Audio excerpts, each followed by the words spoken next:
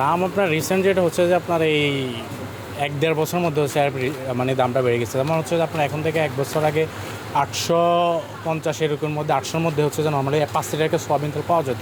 আর সেই সোয়াবিন তেল এখন হচ্ছে আপনার 975 টাকা রেটে চলে গেছে।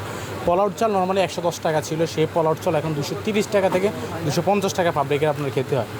চিনি আপনার রেট মোটামুটি 1 বছর ধরে এই রেটে আছে। 1 বছরের তুলনায় চিনি এখন আবার দাম বাড়তেছে, 110 টাকা অলরেডি চিনি চলে গেছে।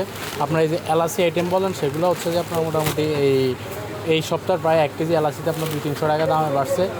আর হচ্ছে যে আপনার যেসব ইউজ করার মধ্যে যেমন হচ্ছে আপনার হুইল পাউডার, সাবান, এই মানে এই বাজেটের পরে হচ্ছে কি আপনার হুইল পাউডার, সাবান, এইসব জিনিসপত্রের শ্যাম্পু, এইসব জিনিসপত্রের দাম অনেক বেশি বেড়ে গেছে। আপনার 1 কেজি হুইল পাউডার আপনার 20 টাকা করে বেড়ে গেছে, একটা সাবানে নর্মালি হচ্ছে কি আপনার 10 টাকা বেড়ে গেছে। সরকারের কাছে দাবি থাকবে হচ্ছে বলতে হচ্ছে কি আপনার মানে পরিকল্পনা মাফিক আপনার যেই খাতে হচ্ছে যে আপনার হচ্ছে যে ব্যয় করা দরকার, আপনার যেই খাতে ব্যয় করা দরকার যেটা হচ্ছে মানুষের স্বস্তি, আপনার সেই খাতে ব্যয় করতে হবে। আপনার অযথা অনেক খাত হচ্ছে যে এখন দেখা যাচ্ছে যে আপনার যেই খাতে দরকার না, যেটা আমার না হলেও চলবে, আপনার সেই খাতে তো আপনার ব্যয় করার দরকার না। হচ্ছে যে আমার হচ্ছে আপনার এই এখন হচ্ছে যে আমরা আলু ভর্তা দিয়ে আপনার ভাত খেয়ে আপনার হচ্ছে যে মোটামুটি আমার দিন গেলে আপনার চালাইতে হবে। আপনার তো সেখানে হচ্ছে যে গরু মাংসের আয়োজন করা আমার দরকার না। এরকম হচ্ছে যে আপনার তৈরি জিনিসপত্র একটা নিয়ে আসতে হবে আর কি, দাম দরের মধ্যে আর কি। এরকম প্রত্যেকটা সেক্টর আমার হচ্ছে যে আপনার ওই যে ফ্লাইওভার ব্রিজের সেটা আমার না হলেও চলবে, আমার কিন্তু খেতে হবে। আমি বাইচা থাকলে তার হচ্ছে যে আমি ওই রাস্তা দিয়ে চলাচল করবো, আমার ওটা আগে দরকার না। আমার আগে হচ্ছে যে আমার হচ্ছে যে বাজার মানে আমার খাইয়া থাকলে হচ্ছে পরবর্তীতে এটা, যে জন্য হচ্ছে যে আপনার জিনিসপত্র এটার উপরে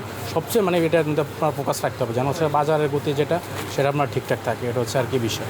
আপনার সাপোজ আগে যারা হচ্ছে যে ব্যবসা করতে সাপোজ 10 লাখ টাকা আপনার ক্যাশ থাকতো, সেটা এখন হচ্ছে আপনার বেড়ে গেছে 20 লাখ টাকা লাগতেছে।